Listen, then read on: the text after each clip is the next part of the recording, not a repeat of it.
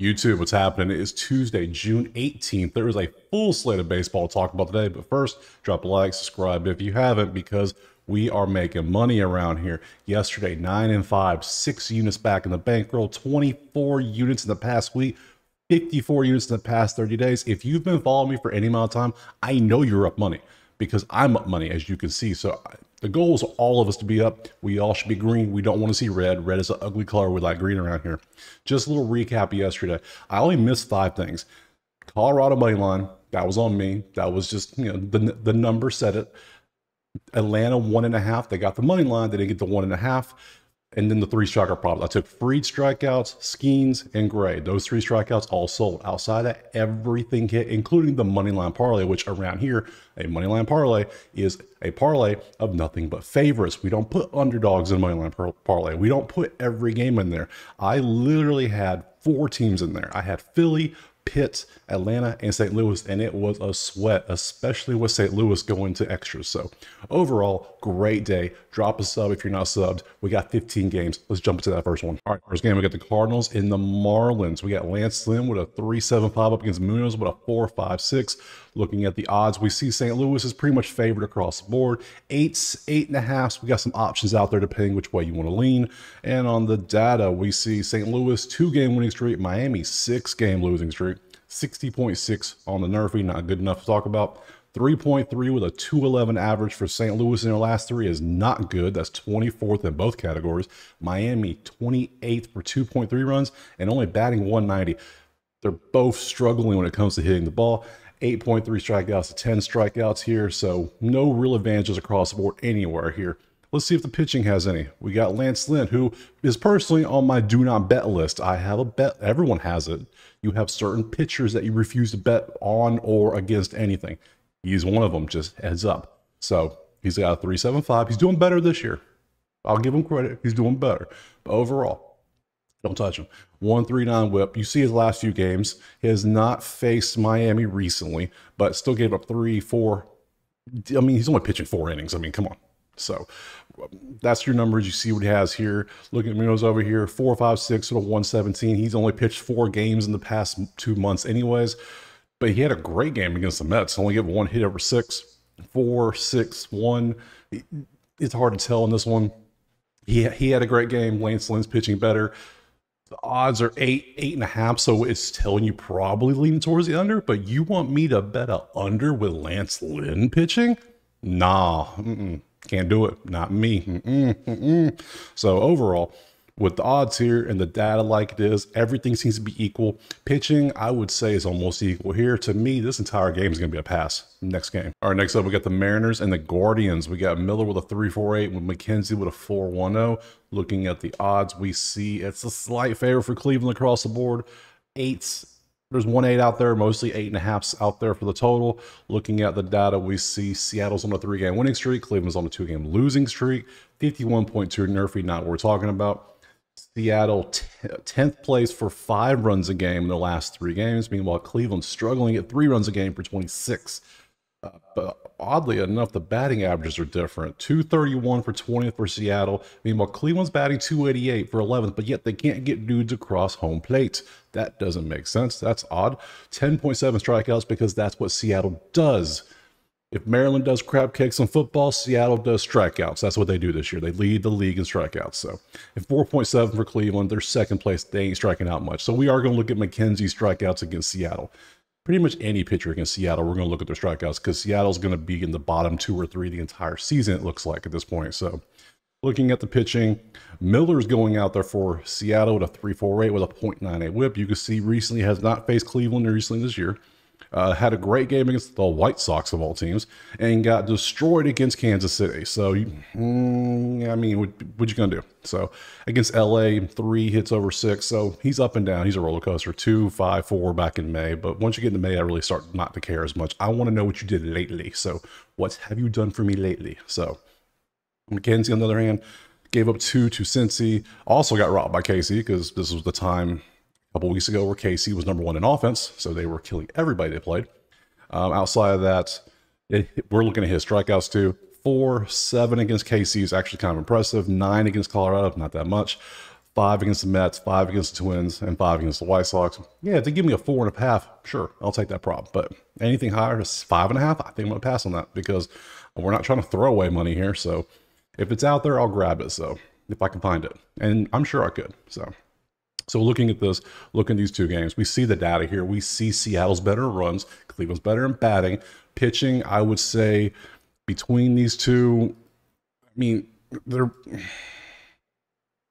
Miller's had a couple good games recently, but they were against the White Sox and Angels. The Angels were bottom offense at this time frame too, so it's kind of hard to tell. Oh, I think it's going to be a pass on everything because nothing's really standing out in this one. So yeah, so second game in a row, everything's... Only thing we're going to take in this one is we're going to look for McKenzie strikeout props and move on to the next game. Next up, we got Cincy in Pittsburgh. We got Lodolo with a 2.93 against Fulcher with a 3.86. Odds have Cincy as a small favorite on the road. 8, 8.5. You got both of those on the totals out there. Looking at the data, we see Cincy's on a 3-game losing streak. Pittsburgh's on a 2-game winning streak. 54.6 nerfy is not really what we're talking about for us. Cincy's dead last in the majors. Only 2 runs a game in their last 3 games. For 30th, they're batting 208 for 25th, so the bats are not getting it done. They're only striking out 9 times a game, which is only 21st, which isn't as bad as some other teams. Pittsburgh, on the other hand, is doing great. They're 5.3 runs a game in their last 3 for 9th. They're batting 309 as a team. The trend line is up. We like to see trend lines up around here over 3 games. And they're only striking out 8 times. So just over here on the last 3 game statistics, and even the last week, we have Pittsburgh with a clear favorite offensively. Looking over at the pitching, Lodolo's going out there. You can see his last 2 games has not faced Pittsburgh, so we don't have to worry about that. He has pretty decent games. Only 2-1-2, 1 to earn runs, 1 couple 4s back in middle May, but by then you're getting to the point where it's not as important. I want to know what you did recently. 7 hits, 2 against Cleveland. Not bad. Cleveland, as you just see last game, they are struggling a good bit though, so take that with a grain of salt. The Cubs have been miserable offensively also, so 2 back-to-back games against the Cubs. So these numbers look good, but they're going to be inflated because the other teams have been not so good offensively. So look at Falter's numbers, 3.86 with a 1.11 whip. He has not faced Cincy either, so we also had 2 games against the Cubs. Atlanta did great for 3 earned runs against Atlanta. That was when Atlanta was still hot. Toronto has been not so good recently. 5 against the Dodgers. It's the Dodgers. This was the time the Dodgers started to trend down offensively too, and Cardinals here. So both pitchers are the numbers are who they played when they played them are not so great, but his numbers are not as good as Lodolo's. Looking back at the odds in this one, we have 8s, 8.5, so it's telling you probably leaning, because even the 8.5s are favored to be under, so it's leaning under in this one. With these 2 pitchers and these offenses, I have to take Pittsburgh money line just because of the data, because Pittsburgh's offense is doing great. You can't back a team in Cincinnati who's only getting 2 runs a game. I mean, you can if you want to. I mean, do you like setting money on fire? I don't, but I mean, not saying Cincy can't win. Cincy could easily win. This is baseball. The worst team still wins 60 games a year. So this one, we're going to take Pittsburgh on the money line, find the best number out there. It's going to be plus money. Love to see that. Yeah, Pittsburgh money line, nothing else. Move on, next game. All right, next up, San Diego and Philly. We got King with a 3.58 against Nola with a 3.48. Looking at the odds, we see Philly's pretty decently favored at home across the board, and all we see is 8.5s on that total. Data time, San Diego has lost 4 in a row. Philly's won 1. Nerfy is at 35.9, almost looking at a Yerfy in this one, but we can't when San Diego is struggling so bad. They're 26 in both runs at 3 and batting average at 200 in the last 3 games. That's bottom 5 in the majors. You don't want to back someone who can't, when the team can't hit the ball and can't score. Philly, on the other hand, is doing a little bit better. 4.7 runs a game for 17th, and they're batting 318 as a team for 5th. They're doing good. They're doing their jobs. They're doing what they're paid to do. San Diego, not so much. 7.3 strikeouts for San Diego, which they're coming back down.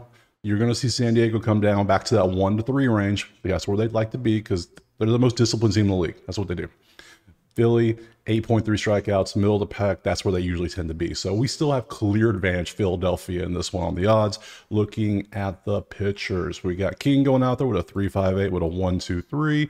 Whip has not faced Philly. You can see his recent games. He pitched 5 innings, gave up 2 to Oakland, but he struck out 12 A's. But it's Oakland, who, as you haven't seen yet, but Oakland is bottom 5 in a lot of categories right now. So they've gone back to, they've reverted to 2023 Oakland status. That's how bad it's getting. So Arizona gave up only 5 hits and nothing. KC is a good one, 4 hits and only 1. That's a great game. But Nola, on the other hand, got absolutely destroyed against Boston. 11 hits for 8 earned in his last game. Before that, great game against Milwaukee. Gave 2-2-2, just overall great. But that Boston game is woo. So this is one of those games where does Nola go back to reverting what he usually does? And was this a one-off? Was that one-off for him? And Boston just on, because Boston is pretty hot right now. They're pretty on fire offensively. But outside of that, what are we going to get with them? So I'm going to roll the dice with them. I think we're going to get more closer to the 2 earned run range, maybe even a 1. I don't think he's going to give up 8 again. I mean, it's because San Diego, as you see, they don't have the offense to do it. Philadelphia does, so I'm going to take Philadelphia on the money line, try to get the best number out there. You can see it goes all the way down to the 140s with DraftKings. You can go other places that have even lower numbers. They're out there. You just got to find them.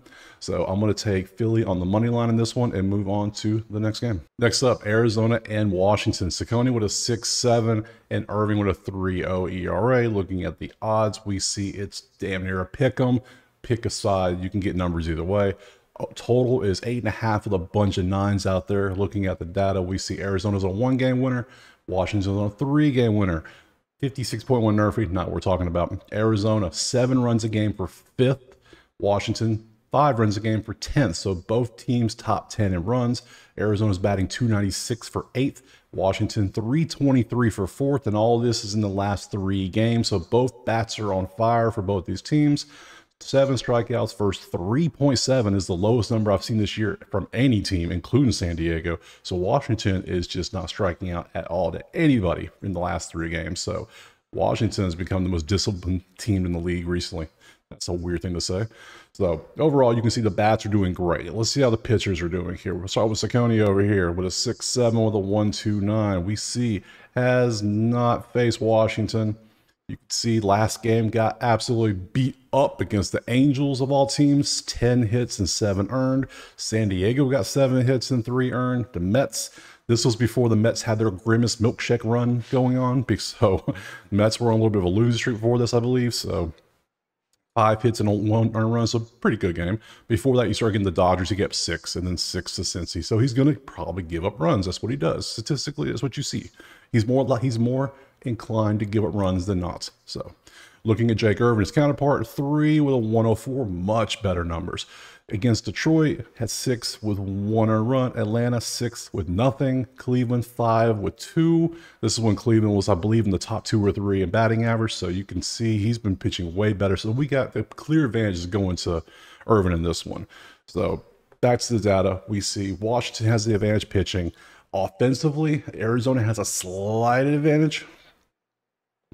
Odds are 8.5 to 9 for a total with 2 offenses that are this hot right now. I almost want to take it because of that. Oh, yeah, we're going to do that. Yep, we made a decision. Executive decision on the spot. We're taking the over. I can get 8.5s out here. We're going to take an over of that because of how hot the offenses are acting currently. I am not going to take a side in this one. I lean Irving. Irvin's way better off it as a pitcher than Ciccone to me, but I just don't. I don't want to go up against. Yeah, we're just going to take it over. We're going to sit back, take it over, root for runs, and move on to the next game. All right, next up, Baltimore and the Yankees. We got Suarez with a 1.61 and Cortez with a 3.59. What a nice pitching matchup we have here. Looking at the odds, we see the Yankees are pretty decently favored at home. 8.5 with a bunch of 9s out there is the total. Looking at Zadata, we have Baltimore on a 2-game winning streak, Yankees on a 2-game losing streak. 55.6 Nerfy is not there, but it ain't because of Baltimore, because Baltimore road games are back, and we love Baltimore road games. Look at their Nerfy for road games. 93.75% of their away games, they have not scored in the first inning. So, but the Yankees like to score because obviously they score a lot of runs. That's what they do. So we're going to lay off the Nerfy in this one. 5.7 runs for Baltimore for 7th. Yankees 5 for 10. So both teams offensively are doing pretty good. 269 versus 212. Not good come to batting average, but they're still scoring runs. 9.7 versus 11.7. The Yankees are dead last in the majors in their last 3 games when it comes to strikeouts. Might have to look at some strikeouts for Suarez. And it's 9.7 for Baltimore. We'll look at Cortez strikeouts as well, just to see what he's been up to recently. So, you know what? Let's pop over there now. Start with Suarez first. 161 with a 105, only 37 strikeouts, but he hasn't pitched that much. His last few games, he has not faced the Yankees. So he has 4, 4, 5, 3, nothing, 1, but you see the innings. So he's good enough to the 4. His last 3 games, he had 5 innings pitched, and he's at 5, 4, and 4. You give me a 4, a 3.5 prop, which if they're out there, I will take it. Why not? Hell, if you give me a 4.5, I'll probably take it against the Yankees at 30 in strikeouts right now. So that's gonna be one of the options for sure. Cortez, on the other hand, we see has not faced Baltimore either. His strikeouts 2, 4, 7, 4, 6. His is too wild. There's nothing to stand there for me to take those, so I'll pass on his. Last 2 games for him: 2 earned against KC, 4 earned against the Dodgers, 3 earned against San Fran, 7, 7, and 6 on hits. Pretty standard games for him. They're not bad games, but they're not great games. Suarez, we didn't look at his games. 5 innings, nothing against Atlanta. 5 innings, 2 earned against Toronto. So his numbers are better overall, but I would say they're probably about the same, but equal in pitching. We see on the data, run scoring, they're about equal. Baltimore has the advantage in batting average. Odds had the Yankees pretty decently favored in this one. I don't see anything that really stands out in this game to take either side. So for this one, I am actually just going to see if I can find some Suarez strikeout props and move on to the next game. Next up, we got Boston and Toronto. We got Tanner Houck with a 208 up against Bassett with a 3.56. Looking at the odds, we see Boston is a slight favorite on the road. We have a bunch of 7.5s and 1.8 out there, so we can see that. Data-wise, Boston's on a 3-game winner. Toronto lost their last one, 63.2 NERFy, just because Toronto's in this, and we know Toronto is almost allergic when it comes to scoring runs in the first inning. 88% of their home games have been NERFies, but Boston likes to score runs. And looking at the offense, you see both offenses are pretty hot right now. Boston's 8 runs a game and batting 359 as a team. Second in the majors, I'm pretty sure behind Minnesota, which we'll get to here shortly. Toronto, 5 runs a game for 10th, batting 292. So both bats are hot. Boston's a little more hotter than Toronto, but they're still pretty hot. 8.3 strikeouts for 6, so no real advantage there. And even though Boston's a little bit hotter, they're getting 3 more runs a game. They're batting 60 more points a game. Toronto's still got great numbers. Let's be honest. Let's not downplay Toronto's 5 runs a game at 292. That's still great. It's just not Boston great right now. So looking at the pitching, we see Tanner Houck is going out there with his... Yes, he faced Toronto recently. He has not. Faced Philly last game, 6 innings, 8 hits, 3 earned, 7 innings, 2 against the White Sox. Pretty decent game. It was the White Sox who have not been great recently at all this season, let's be honest. Before that, 7-1. So we see what he got. June, he's given up his most runs in his last game against Philly, but it's Philly. Philly scores runs. That's what they do. Bassett, on the other hand, see his last few games here, has not faced Toronto. I mean, not Toronto, Boston. 5 innings with nothing against Milwaukee, pretty good. 8 innings, only 1 earned and 4 hits against Oakland. And Pitt, 3 earned against Pitt. So both pitchers are doing pretty decently, but not great. They have better Mays, both of them. You can see that May was great, but June's gotten a little sloppier for both of them. So the fact that the odds are, I can get 7.5 out there. I can get 7.5 at even money, even at many places. And we can see that the offenses are this hot right now. I'm going to roll the dice. I'm going to take the over in this game because I can get over 7.5. I got 2 dominant offenses right now against average, I'm going to say average pitchers at best. Sidewise, I'm not going to take a side. We're just going to sit back and take the over in this one. If anything, I can see why Boston's slightly favored, but outside of that, just the over 7.5. Root for runs. Next game. Next up, we got Detroit and Atlanta. We got Mize with a 4.43 up against Schwellenbach at a 6.32. Odds have Atlanta pretty heavily favored at home. We got some 8.5s and a couple 9s out there on the totals. Data, we see Detroit's lost 2. Atlanta won their last one. 37% NERFy, not worth looking at. Detroit, 5 runs a game for 10th in their last 3. Atlanta, 5.7 for 7th in their last 3. No advantage really in that one. 248 versus 273, 3-spot difference. About a 25-point difference for Atlanta favored, but not much of a difference really. 10.7 versus 9 on strikeouts. So we will look at Schwellenbach, what he's done recently strikeouts, because Detroit is striking out 28th ranked in the majors in their last 3. They are struggling to hit the ball when it comes to pitching. So let's head over to Schwellenbach now. She has a 6.32 and a 1.34, which is not good. Only done 3 games, 5 innings against Washington. Gave up 5 strikeouts, 4 strikeouts, 3 strikeouts. No, that's not a good trend. We're trending downward. We don't want to see that, so we're going to leave his strikeouts alone. Against Baltimore, 6 innings, 4 hits, 2 earned. Not bad. Boston, 7 and 6. It was Boston. Boston's on fire. We just saw. And Washington has been pretty decent the past month. So these are decent teams. He has decent numbers. Now he gets to go up against, as we saw, Detroit's offense, who is 248 and getting 5 runs a game. Their average is starting to trend upward for, both are starting to trend upward for them. Let's pop back over and look at Mize for Detroit. We see 4.3 to 1.46, has not faced Atlanta, obviously. Recent games had Washington, 4 hits and 1 earned his last one in 6 innings, pretty good. Milwaukee, 8 for 3, 5 hits, 2 earned. Got roughed up against KC back in May. 8 hits in 3 against Toronto. So he's going to give up hits, it looks like. So I can see why Atlanta's favored this one. The odds, you can get Atlanta in the 160s, it looks like, probably. If you want to take Atlanta there. If you want to take Atlanta 1.5, you're going to get plus money there on that. I can't really justify taking Atlanta, to be honest, because the numbers you can see are pretty close to each other. We can see the pitching. Mize, his stats are better than Schwellenbach's. So to me, I can't do either one. If anything, I'm going to take the over in this one because of the offenses. Let's look back real quick. Yeah, both offenses are top 10 in the middle of the road here. I can get 8.5 on the over in this one. We got 2 iffy pitchers. Yeah, we'll do that. We'll have some fun. We will take the over 8.5 in this one and move on to the next game. Next up, we got Tampa Bay and Minnesota. We got Savali with a 5.2 ERA up against Lopez with a 5.3 ERA. Odds, we have Minnesota pretty heavily favored at home.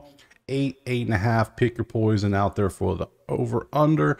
Data, Tampa Bay 1-1, Minnesota 1-5. Tampa Bay is 4.3 runs a game in their last 3 for 20th. Minnesota 6.7 for 6. Minnesota's batting .340 as a team in their last 3 games. They were over 400 for a minute before the double hit, second game of that doubleheader the other day. So the bats have been on fire.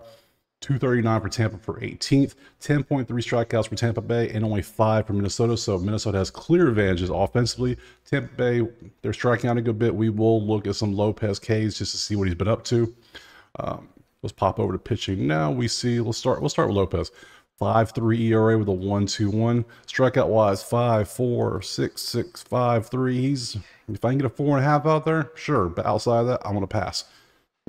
Not trying to jump too much on K props because yesterday was 0-3, but overall for the season, still up on those.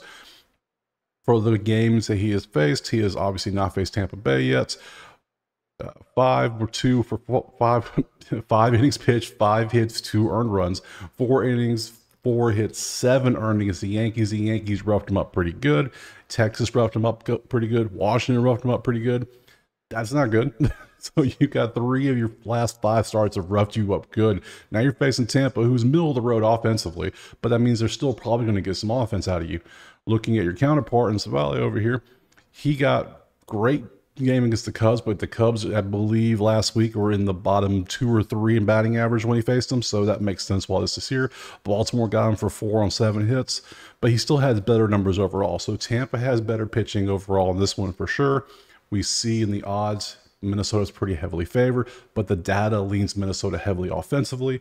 When you have one heavily lean offensively and one heavily lean pitching, I can't take either side this entire game. This entire game is just going to be a pass. Next up, we got San Francisco and Chicago. We got Webb with a 302 against Steele with a 365. Looking at the odds, you can get a favor either side of the aisle right now, depending on where you look, but your total is going to be 9.5 across the board.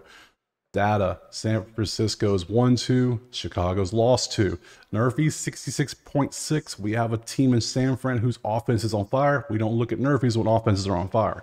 7.7 runs for third, meanwhile batting .310 as a team for 6. Again, their offense is on fire. Chicago is trending up though. 4 runs per 22nd, 247 as an average. You want to see them trend up. Strikeouts 8.7 versus 5.7 their last 3. Slight advantage Chicago, but not enough to really look at some strikeout props. Looking at pitching, we got Webb with a 302 with a 120 whip. June really hasn't been his month compared to May. You see May, his numbers were great. 6 for nothing, 6 for 2, 7 for nothing, great numbers. But then in June, 4, 2, 3, he's giving up more runs in June. He's trending downward. We don't want to see that. His counterpart is doing the complete opposite though. He has a 3-2 with a 109. His May was rough. He had a 4 or 5. But the end of May, great game, great game, great game, great game. So Steele is pitching great for the Cubs.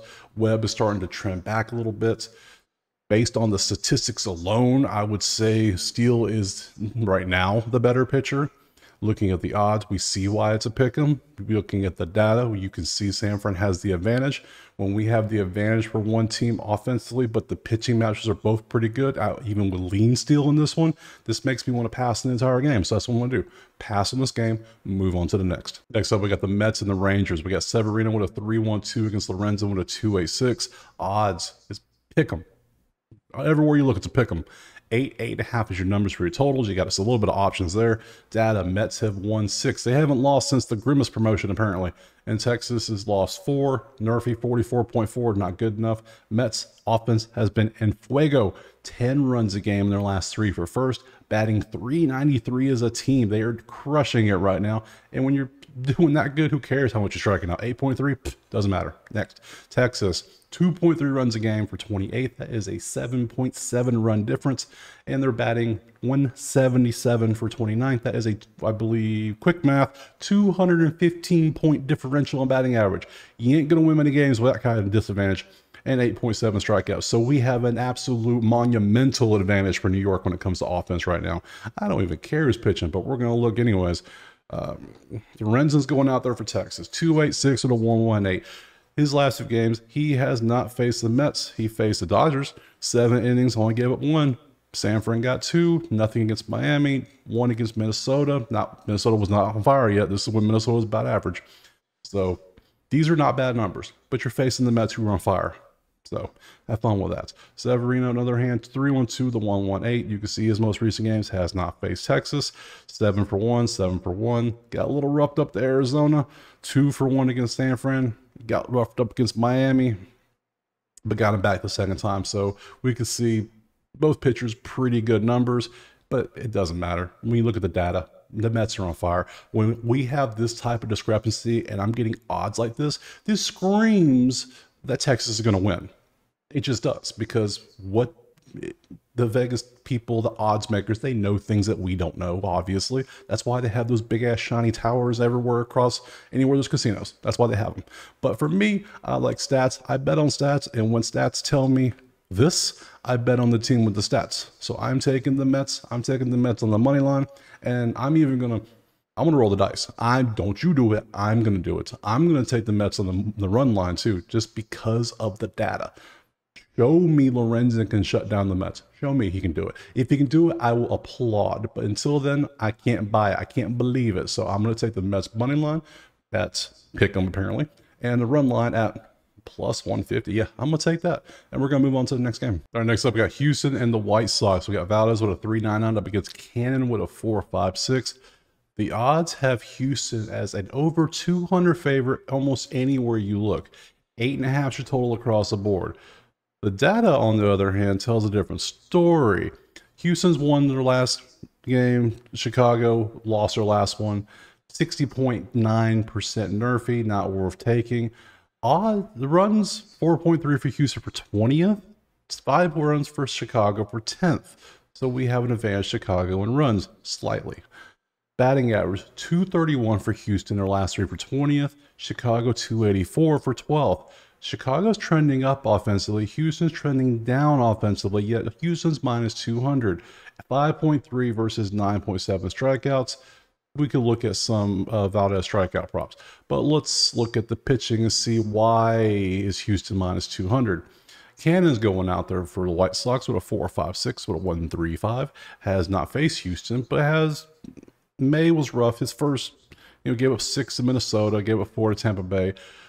3 innings, 3 hits against Boston, 4 hits, 1 earned against Seattle. Great games. He's pitching great in June. June might be his month. Valdez, on the other hand, got roughed up against San Fran his last time out. not a complete game. 4 hits, 1 earned against the Angels, struck out 8. Minnesota, pretty good game against Minnesota. Before that, he got roughed up against the Angels, gave up 3 to Seattle. We can see what he's done. He's a roller coaster. He's up and down. Show me where Houston's supposed to be minus 200. The odds are, I checked to make sure they're right. They're right. It's Houston minus 200.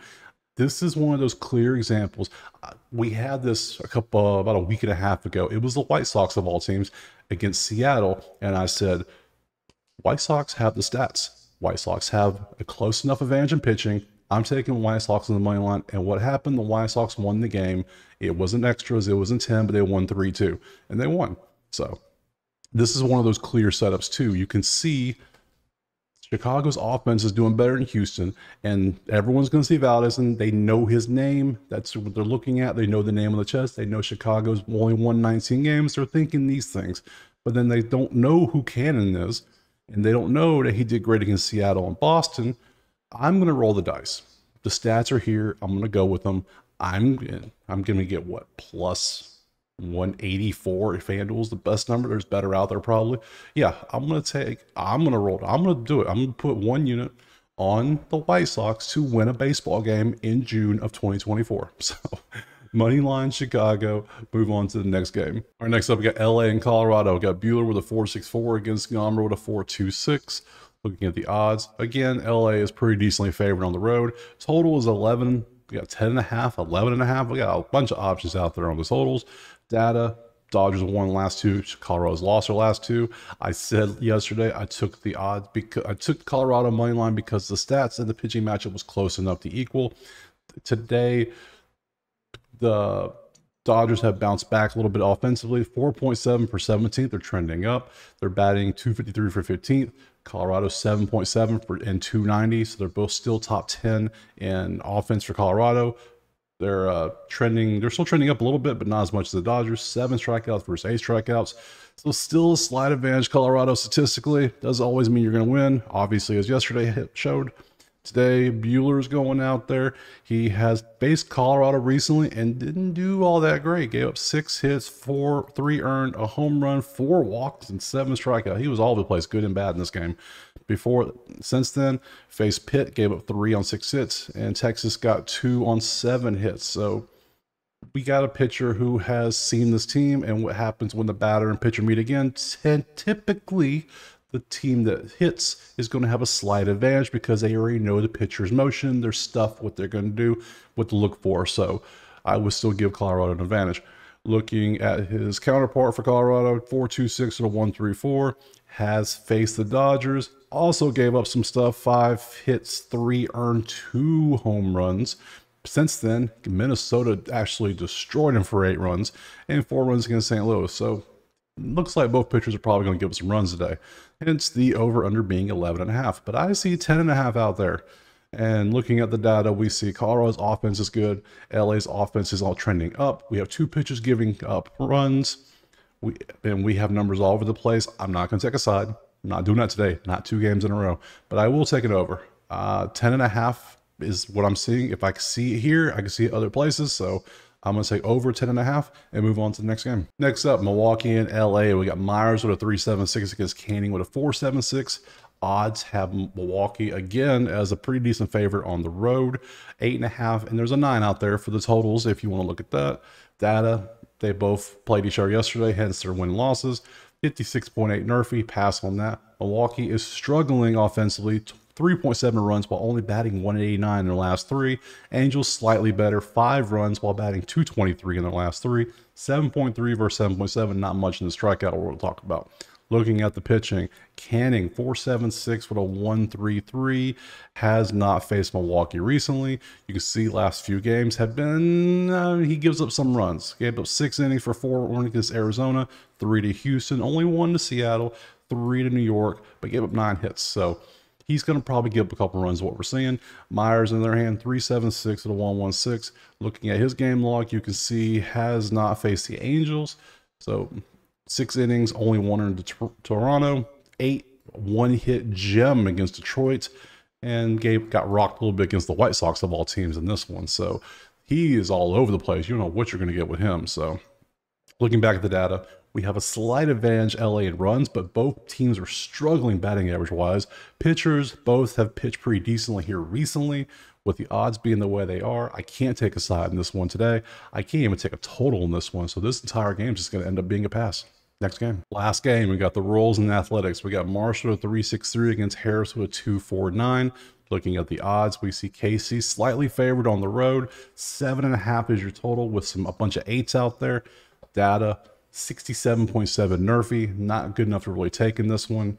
KC is on a 1-game losing streak. Oakland's on a 9-game losing streak.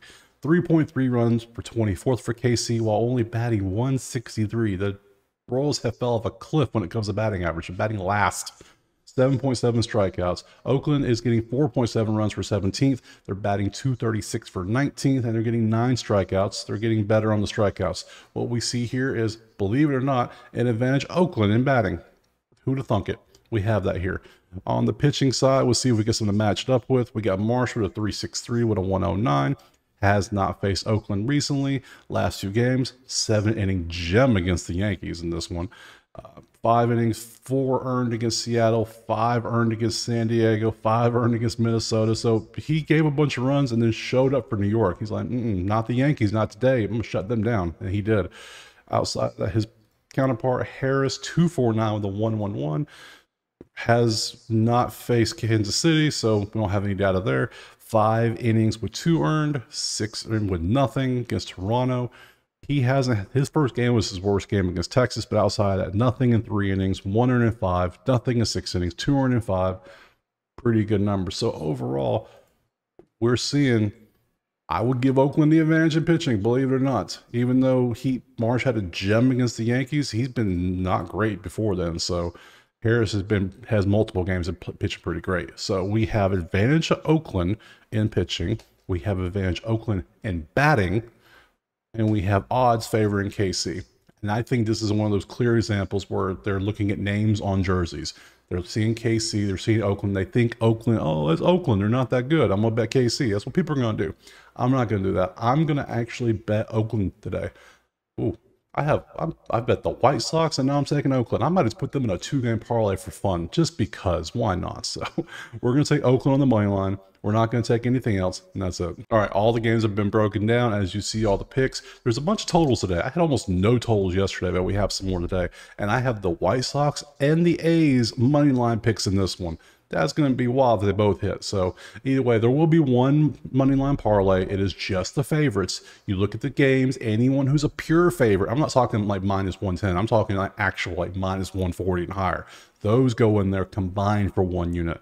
Outside of that, everything is a 1 unit play, a single bet. We are not putting 5, 10 units on a play. We're not doing a whole bunch of parlays around here. We don't do that. We are trying to stock market grow. Slow and steady wins the race around here. Everywhere else, you can get plenty of those, massive parlays when you put $10 or whatever. You can do that. I do that from time to time. But here, I don't want to do that. I want to do 1 unit on a game. I want to do 1 parlay a day just in the money line. I did say I might put a little bit on Oakland and the White Sox as a parlay. I'm not going to do that. That's a waste of money. So we're not going to do that. So that's all it is. If you like what you saw, drop a like, subscribe. Let me know in the comments what you're taking. Let me know if you're fading or if you want to see something new. I'm open to everything. I try to answer every comment I can. And we will see you tomorrow. Peace.